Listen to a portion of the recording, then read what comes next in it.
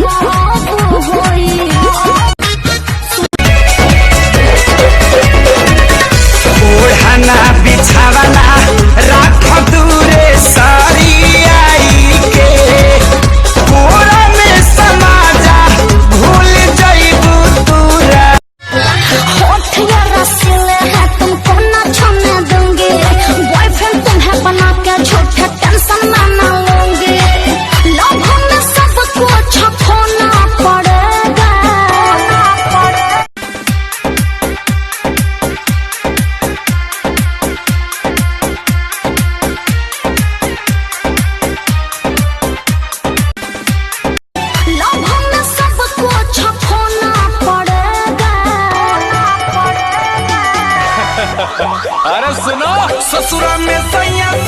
लखनऊ वाली लड़की बोलती है अब कहूँगी यू कैन गो जो तो गोरखपुर वाले लड़के बोलते हैं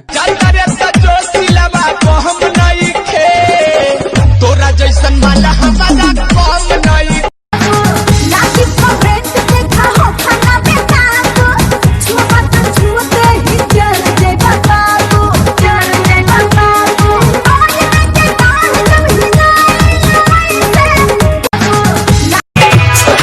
उठावा में हम उठलाली लगा के सुरह सिंगारवा से रूपावा सजा के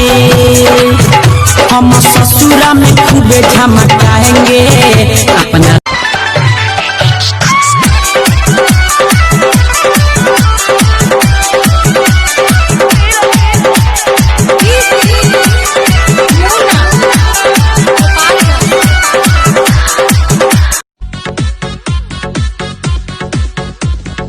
पानी लेवण में गई मन गड्ढा कच्चा सूट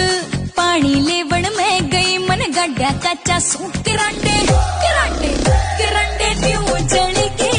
हाँ बीगो पूरा ही टबिया बाटे पतली कमर छोड़ के टबिया रसगुल्ला